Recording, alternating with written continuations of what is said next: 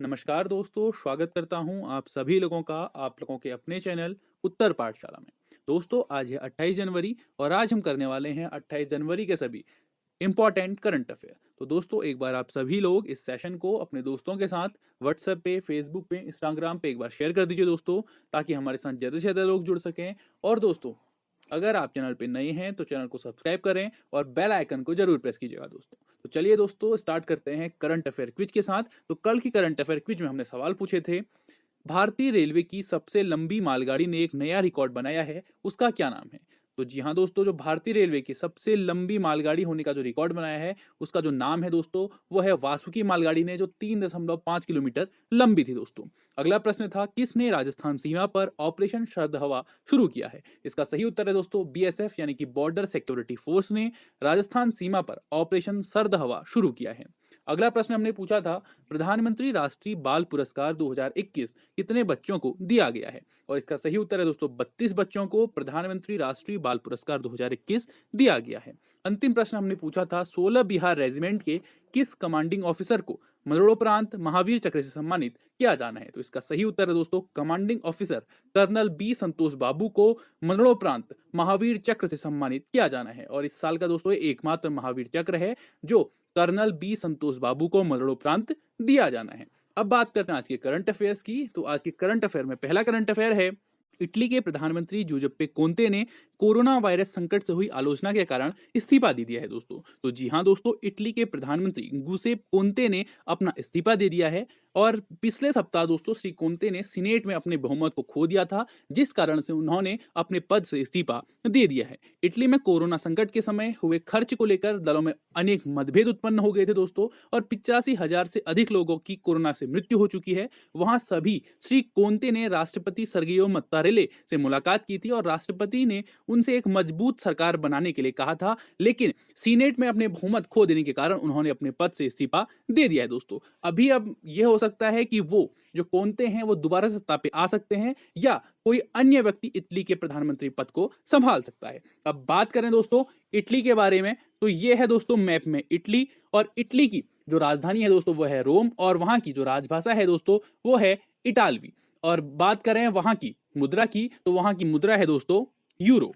अगला current affair है, पुर्तगाल के राष्ट्रपति मार्सेलो रेबेलो डिसूजा ने अपना दूसरा राष्ट्रपति कार्यकाल जीत लिया है दोस्तों। तो जी हाँ दोस्तों, पुर्तगाल के वर्तमान राष्ट्रपति मार्सेलो रेबेलो डिसूजा ने साल 2021 के पुर्तगाली राष्ट्रपति चुनाव में शानदार जीत हासिल करके 5 साल का दूसरा कार्यकाल जीत लिया है। सोशल डेमोक्रेटिक पार्टी के 72 वर्षीय नेता पूर्व नेता के कुल वोटों में से 61% वोट उन्होंने जीते हैं दोस्तों, और वह 9 मार्च 2016 से देश के राष्ट्रपति के रूप में कार्य कर रहे हैं और 9 मार्च 2021 को अपना दूसरा कार्यकाल भी शुरू करेंगे दोस्तों। तो जो पुर्तगाल के दोबारा से नए राष्ट्रपति बने हैं वो बने हैं दोस्तों मार्सेलो रेबेलो डिसूजा, जिनका ये दूसरा कार्यकाल है। उनकी पार्टी कौन सी है दोस्तों? वो है सोशल डेमोक्रेटिक पार्टी। यह है दोस्तों पुर्तगाल के नए राष्ट्रपति, जो वर्तमान में भी राष्ट्रपति हैं और जिन्होंने काल भी राष्ट्रपति के तौर पे जीत लिया है। और यह है दोस्तों मैप में पुर्तगाल। अब बात करें पुर्तगाल की, तो पुर्तगाल की राजधानी है दोस्तों लिस्बन, और पुर्तगाल की जो प्रधानमंत्री हैं वो हैं एंटोनियो कोस्टा, और वर्तमान के जो राष्ट्रपति हैं वो है मार्सेलो रेबेलो डिसूजा, जिन्होंने अपना दूसरा कार्यकाल भी जीत लिया है। बात करें पुर्तगाल की जो मुद्रा है उसके बारे में, तो पुर्तगाल की जो मुद्रा है दोस्तों, यूरोपीय देश है तो वहां की मुद्रा क्या होगी? यूरो। अब जैसे ही दोस्तों आपने पुर्तगाल शब्द सुना होगा, अगर आप हिस्ट्री के स्टूडेंट हैं, आपने हिस्ट्री पढ़ी है, तो आपके माइंड में एक वर्ड जो है वो क्लिक किया होगा कि पुर्तगाल से एक हमारे यहाँ नाविक आए थे, जिनका नाम क्या था दोस्तों? Vasco D gamma. तो जी हाँ दोस्तों, वास्को डी गामा ने भारत के समुद्री मार्ग की खोज 1498 एडी में की थी दोस्तों। तो जी हाँ दोस्तों, वास्को डी गामा आपको हिस्ट्री से रिकॉल हो गया होगा। तो ये था दोस्तों मैप में पुर्तगाल। अगला करंट अफेयर है, ब्रिटेन पहला ऐसा यूरोपीय देश बन गया दोस्तों जहां कोविड से होने वाली मौत का आंकड़ा 1 लाख के पार चला गया है। तो जी हाँ दोस्तों, ब्रिटेन में अब तक कोविड से 1 लाख से अधिक लोगों की मृत्यु हो चुकी है। पिछले 7 दिनों में औसतन करीब 1,000 लोग प्रतिदिन ब्रिटेन में मर रहे हैं। और प्रधानमंत्री बोरिस जॉनसन ने सरकार के कार्यों की पूरी जिम्मेदारी लेते हुए यह कहा है कि सरकार ने हालात संभालने के लिए हर संभव प्रयास किए हैं, लेकिन उसके बाद भी दोस्तों ब्रिटेन में अब हर दिन 1,000 व्यक्तियों की जो मृत्यु है वो कोविड-19 के कारण हो रही है। अब जो यूरोप में दोस्तों जो ब्रिटेन है वह पहला देश बन गया है जहां कोविड के कारण 1 लाख से अधिक लोगों की मृत्यु हो चुकी है। बात करें वर्ल्ड वाइड, तो वर्ल्ड वाइड दोस्तों अमेरिका, ब्राजील, भारत और मेक्सिको के बाद ब्रिटेन ऐसा 5वां देश बन गया है जहां कोविड से मरने वालों की संख्या 1 लाख से अधिक हो चुकी है। तो वर्ल्ड वाइड में सबसे पहले अमेरिका है, उसके बाद ब्राजील, फिर भारत, उसके बाद मेक्सिको है और 5वें नंबर पे अब 1 लाख से ज्यादा जहां कोविड-19 से लोगों की मृत्यु हो चुकी है, उसमें कौन सा देश जुड़ गया दोस्तों? ब्रिटेन उसमें नया जुड़ गया है।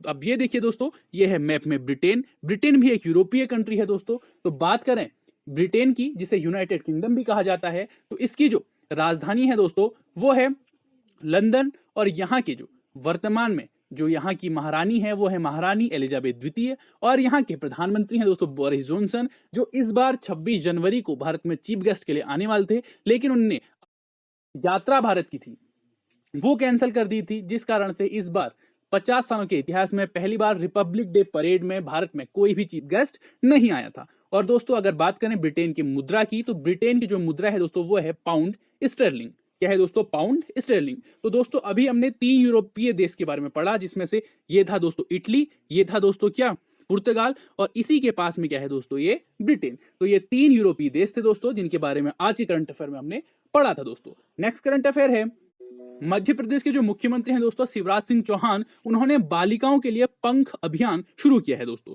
तो जी हां दोस्तों, मध्य प्रदेश में मुख्यमंत्री शिवराज सिंह चौहान ने राष्ट्रीय बालिका दिवस के अवसर पर 24 जनवरी को एक नई योजना पंख अभियान की शुरुआत की है। इस योजना को बालिकाओं के सशक्तिकरण और विकास के लिए बेटी बचाओ बेटी पढ़ाओ योजना के तहत शुरू किया गया है और सीएम ने दोस्तों लाडली लक्ष्मी योजना के तहत 26,099 लड़कियों के लिए 6.47 करोड़ रुपए की छात्रवृत्ति की भी घोषणा की है दोस्तों। तो जो पंख अभियान है दोस्तों वो किसके द्वारा शुरू किया गया है? मध्य प्रदेश के जो मुख्यमंत्री हैं शिवराज सिंह चौहान उनके द्वारा। और दोस्तों मध्य प्रदेश में ही लाडली लक्ष्मी योजना भी स्टार्ट की गई है, जिसके लिए सीएम शिवराज सिंह चौहान ने 6.47 करोड़ रुपए की छात्रवृत्ति की घोषणा की है।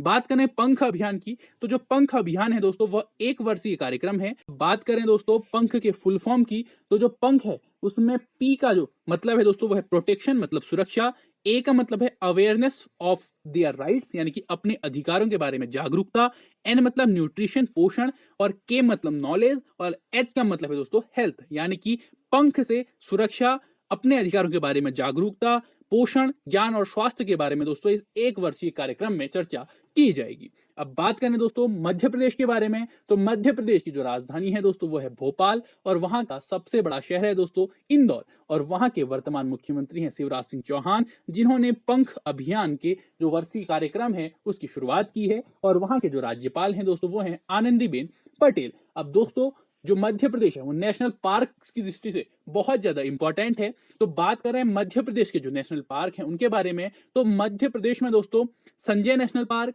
Madhav National Park, Bandhavgarh National Park, Kanha National Park, Pench National Park, Panna National Park, Satpura National Park, Van Vihar National Park और फोसिल नेशनल पार्क, ये सभी नेशनल पार्क कहाँ हैं दोस्तों? मध्य प्रदेश में।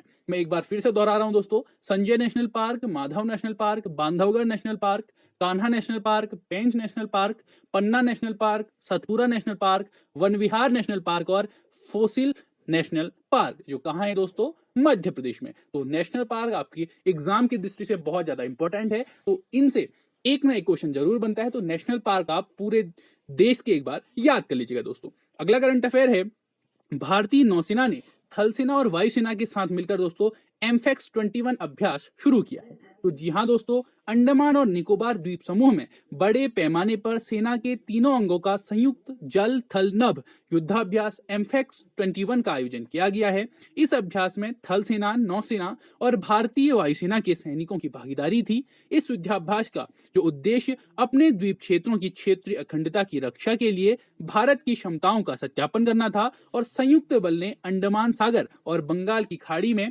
बहु डोमेन उच्च तीव्रता वाले आक्रामक और रक्षात्मक युद्धाभ्यास को दोस्तों इसमें अंजाम दिया था। तो भारतीय नौसेना ने थल सेना और वायुसेना के साथ मिलकर एम्फेक्स 21 अभ्यास किया दोस्तों। और जो एम्फेक्स 21 अभ्यास है वो कहाँ किया दोस्तों? अंडमान और निकोबार द्वीप समूह में ये अभ्यास किया गया। बात करें इस अभ्यास के बारे में तो इस अभ्यास में दोस्तों उभयचर लड़ाकू युद्धपोतों यानी कि जो जल थल में दोनों में लड़ सकते हैं, निगरानी प्लेटफॉर्मों, समुद्र में हवाई हमले तथा जटिल युद्धाभ्यास द्वारा बहुआयामी समुद्रिक ऑपरेशन शामिल थे दोस्तों। और नौसेना ने समुद्री कमांडोज और सेना के विशेष बलों की हवाई प्रविष्टि, नौसेना का गनफायर सपोर्ट, जमीन, आकाश और जल से सैन्य बलों की लैंडिंग एवं इसके बाद किए जाने वाले अनुवर्ती ऑपरेशन भी इसमें शामिल थे दोस्तों। अब बात करें एम्फेक्स 21 जो अभ्यास है उसके उद्देश्य के बारे में तो एम्फेक्स 21 अभ्यास का जो उद्देश्य है अपने द्वीप क्षेत्रों की क्षेत्रीय अखंडता की रक्षा के लिए भारत की क्षमताओं का सत्यापन, सेना के तीनों अंगों के बीच परिचालन तालमेल और संयुक्त रूप से युद्ध लड़ने की क्षमताओं को बढ़ाने का उद्देश्य भी शामिल था। अंडमान और निकोबार द्वीप समूह की रक्षा के लिए कवच युद्धाभ्यास भी एम्फेक्स 21 का ही भाग था दोस्तों। इससे पहले करंट अफेयर में हमने पढ़ा था कि तीनों सेनाओं ने मिलकर कवच जो युद्धाभ्यास था वो किया था, वो किसका भाग था दोस्तों? एम्फेक्स 21 का ही वो भाग था। अगला करंट अफेयर है, 2 एक्सप्रेसवे पर हवाई पट्टी वाला देश का पहला राज्य उत्तर प्रदेश बन गया है दोस्तों। तो जी हां दोस्तों, उत्तर प्रदेश में पूर्वांचल एक्सप्रेसवे पर कुरीभर के पास एक नई 3300 मीटर लंबी हवाई पट्टी का निर्माण किया गया है। इस नई हवाई पट्टी के साथ उत्तर प्रदेश एक्सप्रेसवे पर 2 हवाई पट्टी वाला भारत का पहला राज्य बन गया है। उत्तर प्रदेश में लखनऊ आगरा एक्सप्रेसवे पर भी एक हवाई पट्टी है।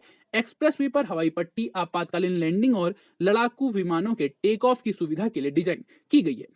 अब दोस्तों जो एक्सप्रेसवे पर हवाई पट्टियां बनाई जाती हैं यानी कि जो एक्सप्रेसवे हैं वो जिसपे हमारे वाहनों का परिचालन होता है, उन्हें इस प्रकार से डिजाइन करके ऐसा बना दिया जाता है कि उन एक्सप्रेसवे पर उनको हवाई पट्टी वाला लुक दे दिया जाता है, जिससे उन पे विमानों की जो आवाजाही है, उनकी आपातकालीन लैंडिंग है या उनका टेक ऑफ है वो आसानी से किया जा सके। जिसमें उत्तर प्रदेश पहले नंबर पे आ गया है, जिसके पास 2 एक्सप्रेसवे ऐसे हैं जिन पर हवाई पट्टी बनाई दी गई है। इसमें जो पहला एक्सप्रेसवे बनाया गया था वो बनाया गया था लखनऊ आगरा एक्सप्रेसवे पर जो हवाई पट्टी बनाई गई थी उसे। और वर्तमान में पूर्वांचल एक्सप्रेसवे पर कुरीभर के पास 3300 मीटर लंबी हवाई पट्टी का निर्माण कर दिया गया है। अब बात करें इसके कुछ महत्वपूर्ण तथ्यों के बारे में तो इससे पहले भारतीय वायुसेना ने यमुना एक्सप्रेसवे और आगरा एक्सप्रेसवे की जांच की थी। मिराज 2000, जैगवार, सुखोई 30 और सुपर हरक्यूलिस जैसे विमान पहले ही लखनऊ आगरा एक्सप्रेसवे पर उतर चुके हैं। यानी कि जो इससे पहले वाला एक्सप्रेसवे जिसे हवाई पट्टी का मॉडरेट करके बनाया गया था उस पे ये विमान उतर चुके थे। उत्तर प्रदेश सरकार देश के उत्तर भाग के एक्सप्रेसवे को जोड़ने का प्रयास कर रही है और भारतीय वायुसेना के हिंडन और आगरा एयरबेस जरूरत पड़ने पर तीनों एक्सप्रेसवे के रनवे का उपयोग कर सकेंगे दोस्तों। और साथ ही उत्तर प्रदेश के यह हवाई पट्टी किसी भी युद्ध के मामले में चीन और पाकिस्तान के खिलाफ प्रतिक्रिया देने के लिए वायुसेना के लिए सेवा कर सकते हैं दोस्तों। तो उत्तर प्रदेश जो है नॉर्दर्न साइड में है, तो नॉर्दर्न साइड के ही जो एक्सप्रेसवे हैं उनमें हवाई पट्टी का निर्माण किया जा रहा है जिससे युद्धकालीन स्थितियों को निपटा जा सके दोस्तों। अब बात करें दोस्तों उत्तर प्रदेश की, तो उत्तर प्रदेश की जो राजधानी है दोस्तों लखनऊ, और उत्तर प्रदेश में 75 जिले हैं। और उत्तर प्रदेश की जो स्थापना हुई थी दोस्तों वो हुई थी 24 जनवरी 1950 को। और वर्तमान में उत्तर प्रदेश के मुख्यमंत्री जो हैं दोस्तों वो हैं योगी आदित्यनाथ और वहां की राज्यपाल हैं दोस्तों आनंदीबेन पटेल। और बात करें उत्तर प्रदेश के जो नेशनल पार्क हैं उनकी, तो उत्तर प्रदेश में जो नेशनल पार्क है उसमें जो मेन नेशनल पार्क है वो है दुधवा नेशनल पार्क जो उत्तर प्रदेश में है। अगला करंट अफेयर है, जर्मन वॉच के ग्लोबल क्लाइमेट रिस्क इंडेक्स 2021 में भारत को दोस्तों 7वां स्थान प्राप्त हुआ है। तो जी हां दोस्तों, बोन स्थित पर्यावरण थिंक टैंक जर्मन वॉच द्वारा प्रकाशित ग्लोबल क्लाइमेट रिस्क इंडेक्स 2021 में भारत को जलवायु परिवर्तन से 10 सबसे अधिक प्रभावित देशों में रखा गया है। 2019 में जलवायु परिवर्तन के मामले में भारत 7वें सबसे प्रभावित देश के रूप में स्थान उसे दिया गया है। तो जर्मन वॉच की जो ग्लोबल क्लाइमेट रिस्क इंडेक्स 2021 की जो रिपोर्ट आई है उसमें भारत को 7वां स्थान दोस्तों दिया गया है। ग्लोबल क्लाइमेट रिस्क इंडेक्स 2021 वार्षिक रिपोर्ट का 16वां संस्करण है दोस्तों, और इसमें 2019 और 2000 से 2019 तक उपलब्ध आंकड़ों को ध्यान में रखा गया है। सूचकांक दोस्तों जलवायु संबंधी भयानक जलवायु घटनाओं यानी कि तूफान, बाढ़, हीटवेव आदि के प्रभावों से किस हद तक देशों और क्षेत्रों को प्रभावित करता है इसका विश्लेषण करने के बाद उन्हें रैंक देता है दोस्तों। अब बात करें दोस्तों जो इसमें टॉप 3 कंट्रीज हैं जिसमें जो वर्ल्ड रिस्क इंडेक्स में आई हैं उनके नाम है दोस्तों मोजाम्बिक, जिम्बाब्वे और बहामा, जिन्हें 2019 में 3 सबसे प्रभावित देशों में रखा गया है। अब बात करें पिछले 20 वर्षों में सबसे अधिक प्रभावित शीर्ष 3 देशों की, तो 2000 से 2019 के बीच प्यूर्टो रिको, म्यांमार और हेती ऐसी जलवायु घटनाओं के प्रभावों से सबसे अधिक प्रभावित देश हैं दोस्तों। अब बात करें वैश्विक जलवायु जोखिम सूचकांक के बारे में, तो ग्लोबल क्लाइमेट रिस्क इंडेक्स के द्वारा भयानक जलवायु घटनाओं के लिए जोखिम और भेद्यता के स्तर को इंगित करता है, जिन्हें देशों के भविष्य में अधिक लगातार या अधिक गंभीर घटनाओं के लिए तैयार रहने के लिए चेतावनी के रूप में समझा जा सकता है दोस्तों। तो वैश्विक जलवायु जोखिम सूचकांक में भारत को 7वां स्थान दोस्तों प्राप्त हुआ है। अगला करंट अफेयर है, एफडीआई के सबसे बड़े प्राप्तकर्ता के रूप में चीन संयुक्त राज्य अमेरिका से आगे निकल गया है। तो जी हां दोस्तों, संयुक्त राष्ट्र व्यापार और विकास सम्मेलन यानी कि यूएनसीटीएडी द्वारा जारी एक रिपोर्ट के अनुसार 2020 में चीन प्रत्यक्ष विदेशी निवेश यानी कि एफडीआई का सबसे बड़ा प्राप्तकर्ता बन गया है। चीन ने 2020 में शीर्ष स्थान प्राप्त करने के लिए संयुक्त राज्य अमेरिका को पीछे छोड़ दिया है। संयुक्त राज्य अमेरिका द्वारा आकर्षित 134 बिलियन डॉलर की तुलना में 2020 में चीन ने 163 बिलियन डॉलर की आमद को आकर्षित किया है दोस्तों, यानी कि 134 बिलियन डॉलर का निवेश अमेरिका में किया गया है, उसकी अपेक्षा में 163 बिलियन डॉलर का जो निवेश है 2020 में वो चीन में किया गया है, जिस कारण से एफडीआई के मामले में चीन ने यूएसए को पीछे छोड़ दिया है। बात करते हैं दोस्तों एफडीआई की, तो एफडीआई में क्या होता है दोस्तों, जब कोई बाहर के देश की कंपनी या व्यक्ति हमारे देश में निवेश करती है तो उससे दोस्तों हमारे देश की अर्थव्यवस्था को मजबूती मिलती है, उसे प्रत्यक्ष विदेशी निवेश कहा जाता है। अब दोस्तों आप यह सोच रहे होंगे कि एफडीआई यानी कि प्रत्यक्ष विदेशी निवेश से देश की अर्थव्यवस्था को मजबूती कैसे मिलती है, तो वह ऐसे होता है दोस्तों कि अगर कोई व्यक्ति या कंपनी दूसरे देश से हमारे देश में निवेश कर रही है तो अपने साथ वो कोई ना कोई टेक्नोलॉजी लेके आती है, जिसका फायदा दोस्तों हमारे देश के ही लोगों को मिलता है। और दोस्तों अगर वो कोई पूंजी का निवेश हमारे देश में कर रहे हैं तो हमारे देश की मार्केट पे पूंजी बढ़ेगी, और अगर वो कंपनी हमारे देश में खोल रही है तो उससे रोजगार के अवसर उत्पन्न होंगे, और अगर पूंजी देश में ज्यादा होगी तो उससे देश की अर्थव्यवस्था भी सुधरेगी। इसे एफडीआई सिंपल शब्दों में समझा जा सकता है दोस्तों। अब बात करें दोस्तों संयुक्त राष्ट्र व्यापार और विकास सम्मेलन यानी कि यूएनसीटीएडी के बारे में, तो यूएनसीटीएडी की स्थापना हुई थी दोस्तों 30 दिसंबर 1964, और इसकी जो पेरेंट ऑर्गेनाइजेशन है दोस्तों वो है संयुक्त राष्ट्र महासभा यानी कि यूएनओ, और वर्तमान में जो यूएनसीटीएडी का मुख्यालय है दोस्तों वो है जेनेवा स्विट्जरलैंड में, और वर्तमान में इसके अध्यक्ष हैं मुखीसा कितुई। अगला करंट अफेयर है दोस्तों, इंटरनेशनल कस्टम डे मनाया गया है 26 जनवरी को। तो जी हां दोस्तों, हर साल 26 जनवरी को विश्व स्तर पर अंतर्राष्ट्रीय सीमा शुल्क दिवस यानी कि इंटरनेशनल कस्टम डे मनाया जाता है। यह दिन कस्टम अधिकारियों और एजेंसियों की भूमिका को पहचानने के लिए मनाया जाता है और उनके काम करने के दौरान सामने आने वाली स्थितियों और चुनौतियों पर ध्यान केंद्रित किया जाता है। इस साल जो इंटरनेशनल कस्टम डे मनाया गया है दोस्तों, उसकी जो थीम है वो है दोस्तों customs bolstering recovery renewal and resilience. क्या है दोस्तों? Customs bolstering recovery renewal and resilience. अब बात करते हैं दोस्तों इस दिन के इतिहास के बारे में। तो विश्व सीमा शुल्क संगठन द्वारा 1953 में इस दिन को मनाए जाने की शुरुआत की गई थी, जब बेल्जियम के ब्रुसेल्स में सीमा शुल्क सहयोग परिषद का उद्घाटन सत्र आयोजित किया गया था। वर्ष 1994 में ट्रिपल सी का नाम बदलकर विश्व सीमा शुल्क संगठन कर दिया गया था। तो दोस्तों इस दिन को मनाया जाता है विश्व सीमा शुल्क संगठन यानी कि वर्ल्ड कस्टम ऑर्गेनाइजेशन के द्वारा। इसकी जो स्थापना हुई थी दोस्तों वो हुई थी 1953 में। किस नाम से हुई थी दोस्तों? कस्टम्स कोऑपरेशन काउंसिल यानी कि ट्रिपल सी के नाम से डब्ल्यूसीओ की स्थापना हुई थी, लेकिन 1994 में ट्रिपल सी का नाम बदलकर वर्ल्ड कस्टम ऑर्गेनाइजेशन रख दिया गया था। अन्य बात करें वर्ल्ड कस्टम ऑर्गेनाइजेशन के बारे में, तो वर्ल्ड कस्टम ऑर्गेनाइजेशन का जो मुख्यालय है दोस्तों वो है ब्रुसेल्स बेल्जियम में। वहीं से दोस्तों इंटरनेशनल कस्टम डे की शुरुआत हुई थी। तो इसका मुख्यालय है दोस्तों ब्रुसेल्स बेल्जियम में, और इसके जो अभी वर्तमान सदस्य हैं वो 182 देश के सदस्य हैं, और इसके जो महासचिव हैं दोस्तों वो हैं कुनियो मिकोरिया। कौन है दोस्तों? कुनियो मिकोरिया। तो ये था दोस्तों आज के करंट अफेयर्स। अब बात करते हैं आज के करंट अफेयर क्विज के बारे में। तो जी हाँ दोस्तों, आज का पहला सवाल है, कौन सा देश प्रत्यक्ष विदेशी निवेश का सबसे बड़ा प्राप्तकर्ता बन गया है? अगला प्रश्न है दोस्तों, 2 एक्सप्रेसवे पर हवाई पट्टी वाला देश का पहला राज्य कौन सा है? अगला प्रश्न है, जर्मन वॉच के ग्लोबल क्लाइमेट रिस्क इंडेक्स 2021 में भारत कौन से स्थान पर है? और चौथा प्रश्न है दोस्तों, एमफेक्स 21 अभ्यास का आयोजन कहाँ किया गया है? और अंतिम प्रश्न है दोस्तों, किस वर्ष में ट्रिपल सी यानी कि कस्टम कोऑपरेशन काउंसिल का नाम बदलकर विश्व सीमा शुल्क संगठन डब्ल्यूसीओ कर दिया गया था? तो ये है दोस्तों आज के करंट अफेयर क्विज के सवाल, जिनके आंसर आपको हमारे कमेंट बॉक्स में कमेंट करके देने हैं दोस्तों। अगर दोस्तों आपको वीडियो पसंद आए तो वीडियो को लाइक कीजिए, शेयर कीजिए, और हमारे चैनल उत्तर पाठशाला को सब्सक्राइब कीजिए दोस्तों, और दोस्तों बेल आइकन को जरूर प्रेस कीजिएगा। आप दोस्तों उत्तर पाठशाला को सभी सोशल मीडिया हैंडल्स पे फॉलो कर सकते हैं। हमारे सभी सोशल मीडिया के लिंक दोस्तों आपको इस वीडियो के डिस्क्रिप्शन में मिल जाएंगे। और अगर दोस्तों आप हमारे ऑफिशियल व्हाट्सएप ग्रुप में ऐड होना चाहते हैं तो आप जिस भी एग्जाम की तैयारी कर रहे हैं वो और अपना नाम हमें हमारे व्हाट्सएप नंबर पे जरूर भेजें दोस्तों। हमारा व्हाट्सएप नंबर दोस्तों आपको हमारे डिस्क्रिप्शन बॉक्स पे मिल जाएगा। और अगर दोस्तों आप मुझे पर्सनली फॉलो करना चाहते हैं तो ये सभी मेरे सोशल मीडिया हैंडल्स हैं जिन पे जाके आप मुझे फॉलो कर सकते हैं। और अगर आपकी किसी भी क्वेश्चन पे कोई डाउट है तो आप वो डाउट भी मुझे मेरे व्हाट्सएप नंबर के थ्रू क्लियर कर सकते हैं दोस्तों। और दोस्तों अगर आप यूके ट्रिपल एससी के किसी भी एग्जाम की तैयारी कर रहे हैं तो हमारे चैनल पे हर रात 9 बजे उत्तराखंड करंट अफेयर नाम से एक सेशन चलाया जाता है जो पूरा का पूरा दोस्तों यूके ट्रिपल एससी के एग्जाम को ध्यान में रख के चलाया जाता है, जिससे आपके यूके ट्रिपल एससी की पूरी तरीके से तैयारी हो जाएगी दोस्तों। तो हर रात 9 बजे उत्तराखंड करंट अफेयर्स के लिए हमारे चैनल से जरूर जुड़िए रहेगा। तो दोस्तों आज के लिए बस इतना ही। Thank you, till next video.